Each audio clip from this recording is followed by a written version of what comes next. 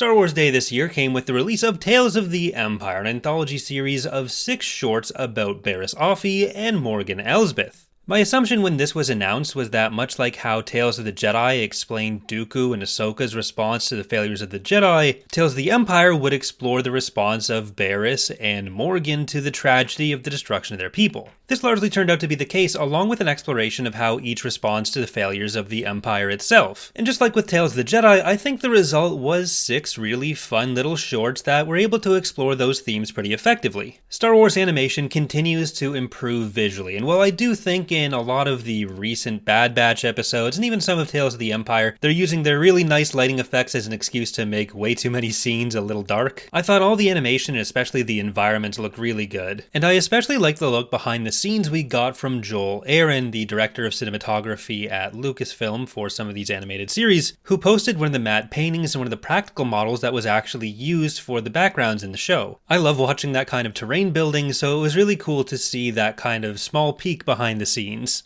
With Morgan's story, the first episode focused on the actual destruction of the Night Sisters, and then Morgan taking refuge with the witches, something we haven't really seen in new canon. In Legends, the Witches of Dathomir were introduced in The Courtship of Princess Leia, the same book as the Night Sisters, where they were basically portrayed as the light side version of the Night Sisters. And while especially with Merrin and Ventress, the new canon has tried to go a little bit away from just classifying the Night Sisters as entirely evil, the witches definitely fit that more light side version. The witches we see in this episode are called the Mountain Clan, a reference to the Singing Mountain Clan, which were the family of Tenel Ka, the future Queen of Hapes in the Legends continuity. But that specific clan, the Singing Mountain Clan, was actually reintroduced into canon in the one other place that the witches have turned up. That was, funnily enough, another short story as part of an anthology, but this time it was written by Dave Filoni's wife. It was probably pretty naive of them to think that if they just stayed out of the way, the CIS would leave them alone, but then going back into the Night Sister village in order to get the weapons definitely didn't help. And through this, we saw the first of many times that Morgan's quest for revenge would bring harm to herself or others around her, who she ostensibly wants to help. In this episode, she's not so far gone that she doesn't care about what happens to the people who were nice enough to take her in and help her, and we see this kind of get turned on its head throughout the 3 episodes. The second planet opens with her making a presentation pitching the TIE Defender and hoping to bring the production of it to the planet Corvus, where she's established herself as the magistrate. And I think in this moment, she still considered herself as someone who was trying to help these people, even if it was in service of the broader goal for herself. She's establishing herself in a more and more authoritarian position over the people of Corvus,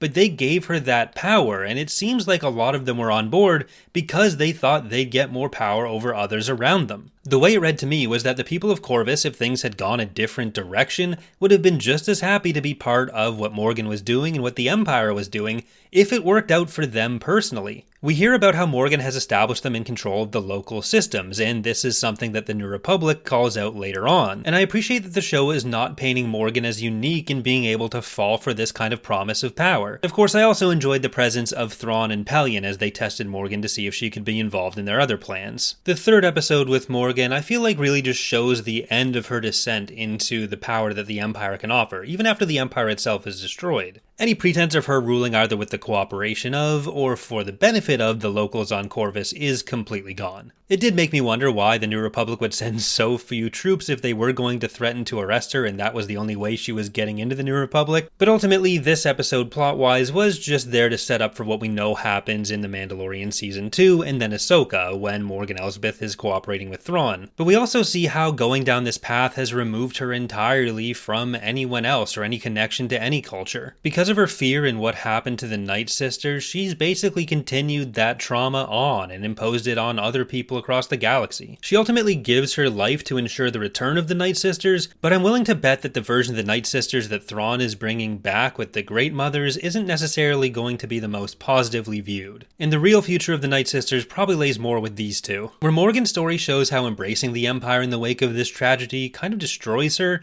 with Barriss we almost see the opposite, where turning away from the Empire remakes Barriss, and it puts her on arguably a better path than she'd been on even before Order 66. Much like Ahsoka and Dooku in Tales of the Jedi, she was right about some of her criticisms of the Jedi as an organization. In Tales of the Jedi and even the Clone Wars showed how she went more down the Dooku path than the Ahsoka path and how she played this out. At first it's understandable that she'd throw herself in with the Inquisitors, not just because they're threatening to kill her if she doesn't. Although realistically that should have been a sign that what was happening wasn't all above board. She tries to stop the fight where she is supposed to kill the other person vying for the job, but I think the fact that he attacked first is what ultimately makes her decide that she's just gonna have to go all in. Well, I think the slaughter of the villagers would have been enough to push Barriss away from the Empire after this mission. The fight on the mountaintop is really what makes Barriss take back up being a Jedi. I think trying to kill the surrendering Jedi really solidified that what the Inquisitors were doing wasn't taking down the corrupt organization as Barriss saw it. Their goal was purely about power and eliminating threats. They were taking all of the worst parts of what Barriss thought the Jedi could be. So while it took a lot more than it did for Ahsoka, I think ultimately Barriss comes to the same place that Ahsoka does. She may not be part of the organization per se, but a lot of the precepts that she believed in and that she was taught to believe in as a Jedi still applied. In the final episode, we get to see Barriss returning to her roots, being a healer as she was in the MedStar duology. I really love those books, so seeing Barriss back in this position is a lot of fun for me. In this capacity, she's approached by a family who she sends off to either Ahsoka or the Path, or both, maybe we'll find out in the future, and after a fight which mirrored her first fight with the Grand Inquisitor where he was unarmed and she was armed and flailing around, she stepped aside to allow Lynn to follow the family into the mountain. That fight, I think, was particularly important because it was such a rejection of everything the Grand Inquisitor had said about using her anger. Where we opened this trilogy with Barriss using the Force to directly kill someone, she's now using it to heal and for defense, not for attack. Luckily for the family, she wasn't just letting Lynn go in to kill them. This is actually one of the special caves, which doesn't let you find the people you're searching for. For I think pretty obvious reasons, this felt more like the Hall of Mirrors in Last Jedi than it did the Dagobah cave to me. Lynn was trapped in there having to face what she became, and this ends with her impaling Barriss. This is enough to finally make Lynn reject what she'd become as an Inquisitor, and she looks to get Barriss out of the cave. I'm kinda torn on whether I think Barriss is still alive after this. They did have her breathing for quite a while in the close-ups after she got impaled,